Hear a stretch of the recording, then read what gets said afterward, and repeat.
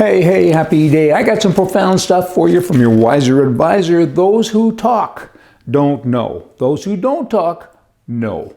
Hey, kind of sounds like some liberals I know. How about you? Anybody you know kind of like that? Democrats? Let's focus on America right now. Hypocrites, that applies to every country in the world. I know, I get it, and politicians, but let's talk about Obama and Clinton and Pelosi and Biden. They're hypocrites. They say, hey, the 2016 election was stolen. I mean, Clinton, she continues to say to this very day that Trump was always an illegitimate president. Now swing over to Trump. He says 2020 was stolen.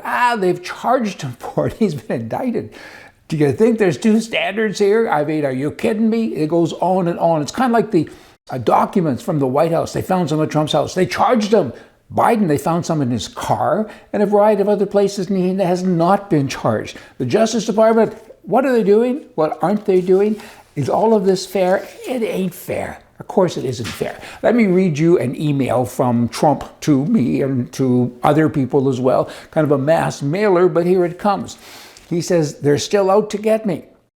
The power-drunk Democrats are terrified with the latest polls to show us leading Crooked Joe by over 10 points. Well, then now they're going to do anything at all to destroy the one man who can and will defeat Biden in 2024.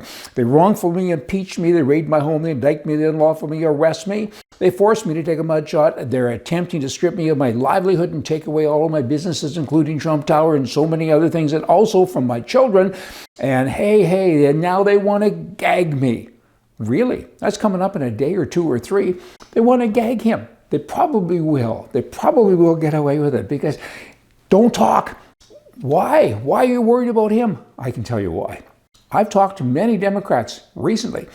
One in particular said, I hate Trump. Can't stand the man. I'm going to vote for him. Whoa. I said, really? He said, he's been treated unfairly. His policies are good. I don't like the way he delivers them, but his policies are good. Biden is now building a wall. He says, what on earth has happened here? He said, I'm voting for him. And I've gotten that from many other people on the left as well, even some on the right.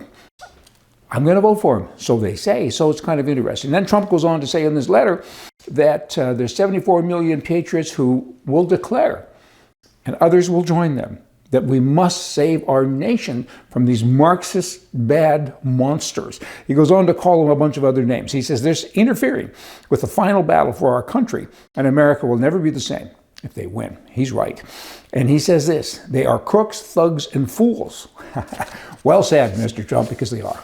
They're bad folks. Now let's talk about Hunter Biden.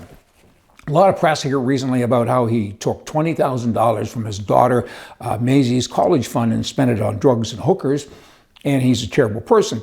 On this one, I got to kind of side with him because you're supposed to do that when you're a drug addict. You're supposed to. Kind of comes with it. You steal from your relatives. You take the furniture out of your parents' home and sell it. And there's so many examples of what people do.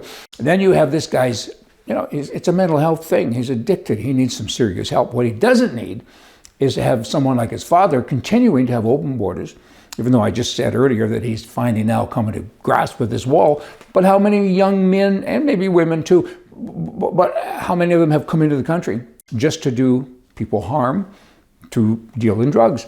Many. I looked at a lineup one day at the border. There was hundreds and hundreds of men. They all looked to be maybe 30 years old, all well-dressed. Cell phones, etc. How do they get to the border? Take an Uber? It's incredible what's going on. They get across the border and then they go out and they sell drugs. Not all of them, but many of them do. So you can't blame Hunter. He got hooked. It's like Costco. They give out free samples. That's what drug dealers do, have a free sample. Unlike Costco, you keep coming back for more and more and more. Better than chocolate cookies, I guess. And it's a sad thing. So he needs help. What he doesn't need is to have open borders and people continuing to catch and release the drug dealers. It's bad for somebody who is addicted. Now, California, the politicians there, they're addicted to dumb.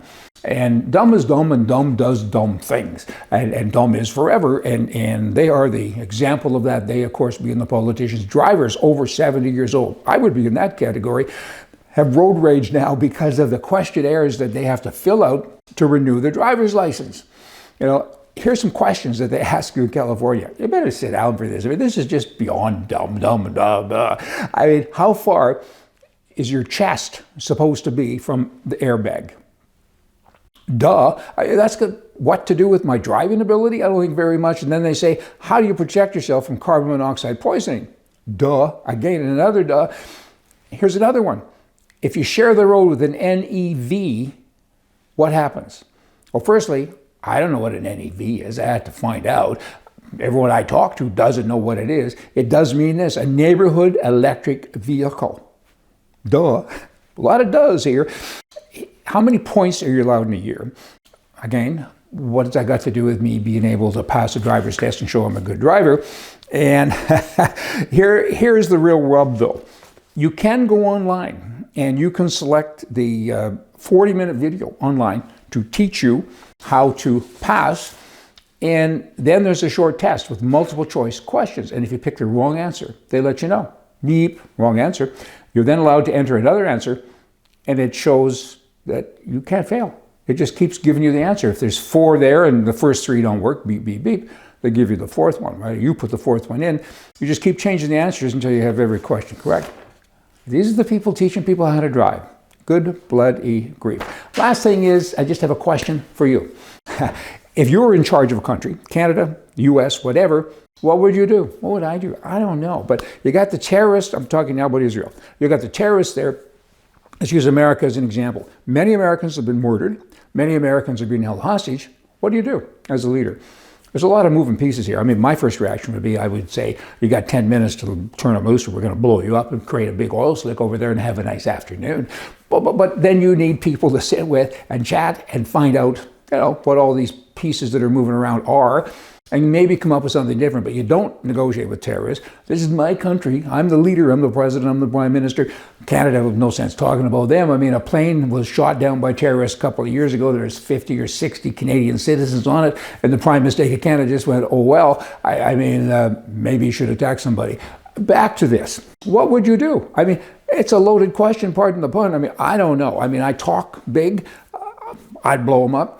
But I don't have all that material to work with. But I kind of think that I would stay there with that. You turn my people loose, or you ain't gonna have a nice day. What do you think? Let me know. Who's gonna do what? Who's who in the zoo? See ya.